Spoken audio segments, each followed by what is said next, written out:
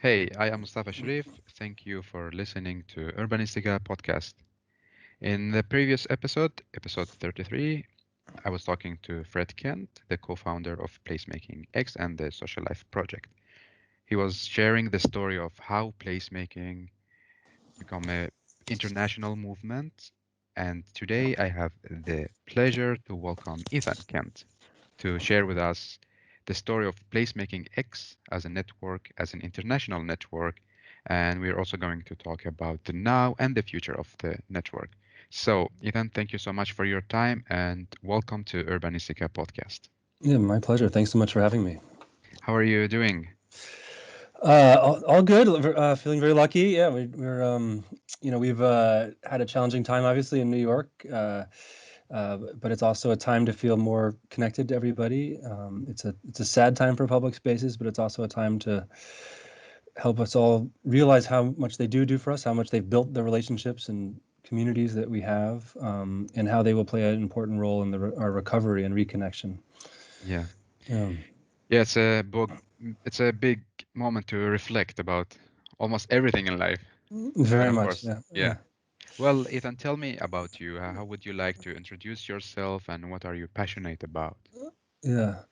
Um, well, I'm very lucky to get to have worked on public spaces all over the world with amazing people. And I'm really passionate about helping other people get to contribute to their public spaces, get to connect with amazing people that share this passion, and realize that we all know pieces of this, but the learning curve is continuous. How we best learn to work together to shape our public realm is really how do we continue to build a vibrant, viable civilization. And so we see the focus on place and connecting to place and improving it together for increased shared value is the means through which we build the new systems of governance, of development, design, economics, that can work at many scales. But it's at this small scale, this very human, common sense scale, that we most connect to each other, to place, and we build the systems that can be scaled and replicated on many levels. So I feel so lucky to. I've gotten to work in over 1,000 communities and in 60 countries, and I just I've gotten to be in the most spirited, powerful places that are just so inspiring and have infinite amounts we can learn from. And then even more, the people that are connected to these places, the people that are working to save, protect, create these places are some of the wisest, people from many different disciplines, demographics, ages, sectors.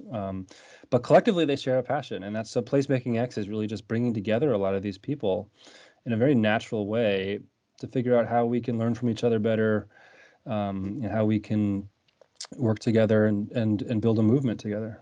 Yeah. And when did you start Placemaking X as a network, international network? Yeah. So, so I've been working in this field for 25 years, really, actually.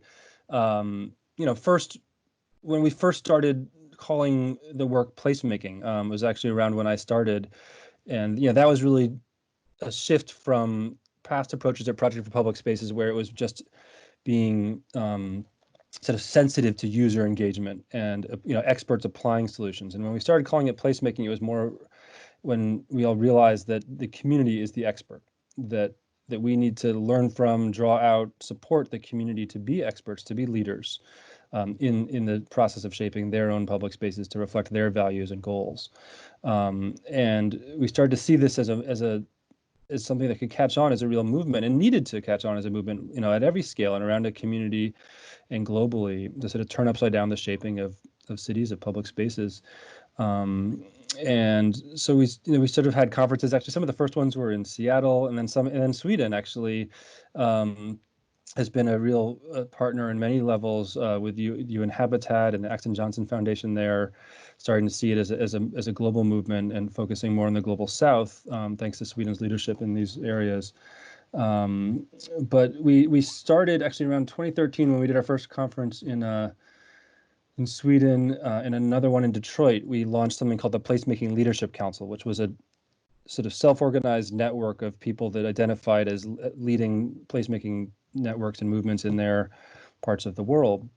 But the goal was always to allow it to start to self-organize. So first it was sort of just a flat network, and we weren't really trying to structure it or organize it in any direct way except having these conferences. But what we started to see, and this was really the intention actually, about 5 years in, was that this network, these local leaders started to create a movement on their own, and they're all taking it in new directions. There's placemaking organizations, NGOs now all over the world that are all leading with a certain set of challenges and innovating in a certain in ways that are reflective of their challenges in each part of the world, but also offer a lot to learn and share with the rest of the world. So Placemaking X, the finding was that it needed to spin off from Project for Public Spaces to be able to highlight and support lots of organizations and lots of leaders all over, and really be a new kind of organization and network that is just facilitating leadership and facilitating impact and learning. It's not really, in some ways, it's a professional organization because we want placemaking to be done professionally and with quality and building on all the learning that's happened and expertise of people in many from many fields. But it also is not meant to compete with other fields or professions. It's meant to bring out the best in all of them uh, and to disrupt them to the extent that they're blocking participation from other disciplines or from communities, but also support them in collaborating with other disciplines and with communities. So you saw that there is a kind of a movement in almost every city, and there was a need to create a network that bring together all of them, and Yeah, that's how you created the Placemaking X as a network, yeah, international network. yeah, yeah. We had been helping to facilitate some of these regional networks emerge over the last 5 years in small ways in Latin America and Europe and Australia and Southeast Asia, Canada, but they'd really, and each one is learning from each other. And we still don't know exactly how these networks should run and how they should be governed, how formal, how informal. There's always tensions between all of these, Yeah. now there's one for Arab placemaking. The Amakan network has just launched. In India and Australia are now launching as well. So and they're all doing it a little differently, and we're learning as we go. Yeah, so it's an interesting journey on finding the Yeah, how this network should be. exactly. Yeah, yeah. You divide the to leaders and members. What are the differences between in the Um, network? yeah. And we're still structuring this too, but that we were set up. Well, first we had a lot of senior advisors, sort of the people that have really been leading the placemaking movement and shaping it for a long time and helped us guide this and set it up. Um, but yeah, the focus of the first year was on these regional networks and really identifying the handful of leaders in each region that are taking charge of that network. So celebrating, supporting them, recognizing that we can't work with just everybody. We have to work with these people that are really taking responsibility and not just being about themselves, obviously, not just being about their organization, but about this more collective, you know, learning and networking and impact. And so the leaders are these people that have really been leading, and then there's lots of people signing up as advocates that are offering to take leadership roles and help in different ways, with the regional networks, but then also with the sort of the next focus, which will be on the cross-cutting issues that unite, or maybe relevant to supporting all these regional networks. So there's, a couple dozen different topics or agendas that people are wanting to help lead on, from indigenous placemaking to placemaking with refugees to, public health, to resilience and climate, and there's many of them that have, in our networks. There's some amazing solutions, some great inspiring thought leaders. There's people asking really big, challenging questions, people facing big, challenging crises in their communities that we want to connect to each other. And frankly, a lot of these people are doing these things alone, and aren't recognized in their community or in their discipline as leading. But if they want to be connected to a larger global conversation, to facilitate that recognition and the impact that they're capable of. Yeah. And before it was a lot of traveling, meeting physically other people and exchanging the knowledge, experience. How is it going now when with all the COVID-19 situation? Yeah. Well, I mean, luckily, we have we had traveled, actually right, I've been going for the last 20 years. I've been going to 10 countries and 50 cities every year, and Wow. uh, and uh, and especially in the last few years, helping support these regional placemaking conferences, and and right before this happened, we were all at the World Urban Forum with UN Habitat launching PlacemakingX there, and if it had been a week later, we couldn't have gone. So the plan for this year was to do more digital, sharing and webinars and more across top, these agendas, connecting the different um, regional networks. So it's actually kind of what we were planning on doing, and we, are still learning as we go, obviously. But this kind of sharing is the kind of sharing we were planning on doing this year, and it's frankly nice for us all to say, to take a step back and reflect, to think bigger,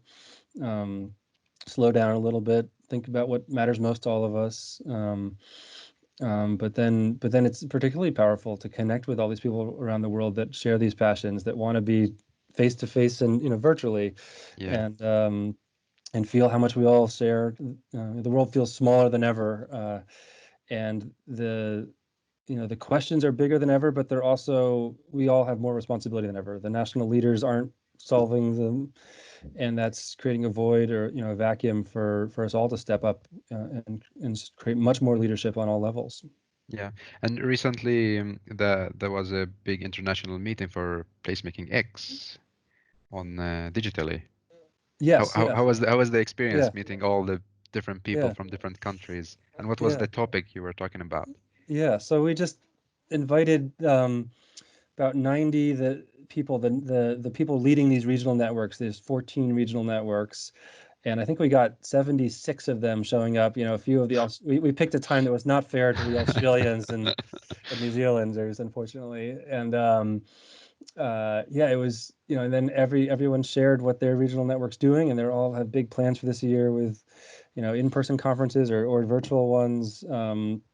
And they're setting up foundations and grants, and they're celebrating Earth Day. They're in action, environmental actions all over the world. There's the innovation is something we could never. These are ideas we never would have been able to come up with on our own, and they're all sharing them with each other, and starting to work across networks.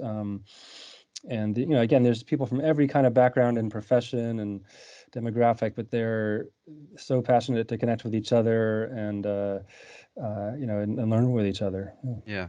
So life is going on non-stop, non-stop. Yeah, yeah, no, it's going faster than ever. Yeah. Yeah. What is your reflection about the city and the public spaces now during the COVID-19? Do you see what are the values of the public spaces? Well, on a personal level, when I'm out in public spaces in Brooklyn, I slow down. I take in more than I had before. I noticed other people's presence, how they're experiencing them, um, how they may be feeling in these spaces.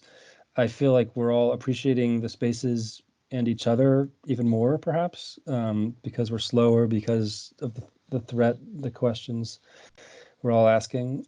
Um, you can still go to farmers markets in New York, and they're beautiful places to be. Um, and it's also a time, though, to be more private and retreat into our homes and our families, and which is a special time as well. We think about our connection to place beyond our presence in them, are the places we most love in the world, the experiences of place we've had, and the connections we've had we connect with our friends around the world virtually, but also often talk about our shared experiences of places together, and the memories that these places have enabled. So it's enabling that kind of reflection. But I also hope that it's enabling us to think bigger, more systemically, about what kind of places we can have, and how our actions and our patterns and behaviors of use of them shape them every day and can shape them permanently going forward. So how we can more consciously, proactively, practice placemaking to reinvent our spaces. And obviously our streets, are the space of the city that have long offered the biggest chance for transformation. And now that people are seeing they don't necessarily need to be, used with the same volumes of traffic, we can rethink these spaces as well. Yeah, yeah. I think COVID-19 is showing us a lot of good examples of how things could be done better in the cities. Yeah, no question. Yeah. Yeah. What is your opinion or what is your thoughts about the smart city, the future city? What is a smart city for you? So good question. Yeah, and this, you know, obviously we're trying to bring more common sense and human participation in spaces. So we think sometimes a smart city can be a sort of a threatening or challenging idea to that.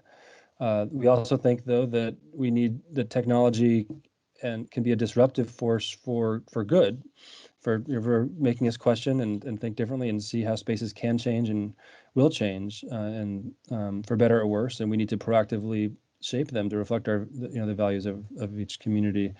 Um, so obviously, I think a smart city is one with smart citizens and wise citizens, uh, and but one that where they determine how technology can guide change. But I'm really excited about the conversations, the conflict that many smart city technologies can bring about. From autonomous vehicles, to data collection, to the information. If we're collecting the right information, doing it consciously, in a participative way, it can really change the way that cities are used and shaped.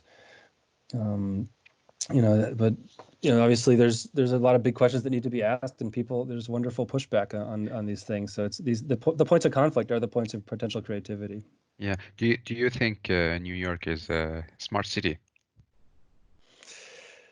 I think the brand to brand anything a something city is a little disingenuous, or uh, but yeah, I mean, I think we'll see New York's recovery and how how its neighborhoods are strong. I think it's a city that's strong because of its strong neighborhoods, its small businesses, how they are able to come back. Um, how we support each other. That's the most important thing. I think there's been data that shows after natural disasters, this is different in some ways, but that 95% of aid is rendered through existing social capital. And of course, a lot of our social capital is built through our public realm, our communities. Um, and so communities that have high social capital, that's anchored in place, that stays in these places, are communities that will have a strong resilience to bounce back out of this. Yeah. Well, if I go back to placemaking, and I'm also like working a lot actively here in Stockholm with placemaking, and there's so many challenges facing. I'm wondering, what are the challenges that you hear from other people globally, the placemaker, what are they facing as a big challenges? Yeah, a lot of them, and we've had some calls talking about several of them. I mean, obviously, one big one is homelessness. Homeless people that don't have a place to be, or are have been displaced, and how they can be accommodated in public spaces and engaged as placemakers, as users of the space, so they don't feel like they're limiting it for others, perhaps, and can contribute to them in some ways. Is certainly one challenge. There are big challenges about how we're going to come out of this, because it will change behavior. We will probably have to keep distancing in some ways. We will have to, worry about certain populations that are more vulnerable. And so how do we reach out to those populations? How do we still have deep connections in space when we have to be a little further away from each other? I think there'll be creative ways to overcome these, to use space more consciously, caringly, creatively. Um, and what other challenges? I mean, we're going to be traveling less. Tourism is going to be very different. I know, and certainly in Europe, over tourism was a big issue. Uh, we've been wanting to sort of create a movement around place tourism, where people see themselves as not just impacting places less, but being co-creators of it, spending their time and money in ways that are more appreciative, more conscious, more um, more connected to places, and and how the tourism marketing can move from just promoting places and cheapening them to actually investing in placemaking for and by local communities that attracts people on the terms of local communities. Yeah. So let's, we can slow down our tourism, but make the tourism money that is spent really valuable to communities. Yeah. Yeah. Make it more positive Yeah, and exactly. sustainable tourism. Yeah, this is an opportunity to really rethink tourism in a positive way, and because a lot of it's very extractive and and yeah, destructive. Yeah. Yeah. Well, this moment is a big moment for rethinking about so many different aspects in life. If ask you to summarize your reflection and thoughts and three takeaway messages to the people who's listening to. Um, so as we've all sort of gone, perhaps inward and into our homes, it's a time to think when we come out, how do we reinvent our relationship to our public spaces, our communities, our shared responsibility locally and globally, and how placemaking is a means to bring together many causes and solutions, many expert levels of expertise, and to collaborate in much more creatively, intensively, passionately. Whether it's the spaces right in front of your home, you're reclaiming your streets, rebuilding local economies and food systems, building the great spaces in your city to reflect and build the identity, a new identity coming out of this from your city. And then how we more consciously see our connection to this planet. How we can reinvent the environmental movement, not just as about impacting less, but is creating a positive, relationship of people to our places, to each other, and how it's a flatter form of governance. We do need stronger governance models at the district level, at the community neighborhood scale. That's where we're going to reinvent democracy and participation in local economies from that scale up. And we need to network this change and the learning that we're all going through as we come out of this. So PlacemakingX is set up to support people in this learning, and we need people's help to figure out how to do this. But this is we're very lucky to be connected to each other and to be on this path together. So I appreciate this interview, and thanks to everyone for listening. Thank you so much for giving your time, inspiration, and experience. It's really appreciated. Yeah, my pleasure, Mustafa. So how will people join the Placemaking X? How do So you can go to placemakingx.org, and there's an area that you can participate and join, and also we're on lots of social media. A lot of it's networking on Twitter, Facebook, LinkedIn is really working very well, and Instagram, of course. So please follow along, join the conversation, contribute. Yeah. cool? Well, last question. I promise. I need three hashtags from you. 3 hashtags. Okay. Well, there's a group of people actually in Placemaking Europe that have started one called Places After COVID, which is supporting the conversation of what places should look like, how they should be different after COVID. Placemaking X is a hashtag people can use. And then placemaking. And placemaking is a word that is not necessarily going to go mainstream, but we're trying to create the sort of the working culture of people trying to figure this out together, and then ultimately are creating more of a foundation for a broader place movement. For place is adding purpose and meaning to space, and it's so this placemaking X is we're going to try to do this for a few years, and then see how we can create a foundation for something more mainstream and more accessible to everybody. Yeah, very promising future. Again, thank you so much for your time and hopefully talk to you soon again. Okay, my pleasure. Thank you very much. Cheers. Thank you for listening to Urbanistica podcast. Well, don't forget to sign up in placemakingx.org and also forget the social media, the accounts on social media. And also, if you have any story that could make our cities more social, more smarter, so contact me. Don't forget to subscribe the YouTube channel. I am Mustafa Sharif. Have a good life.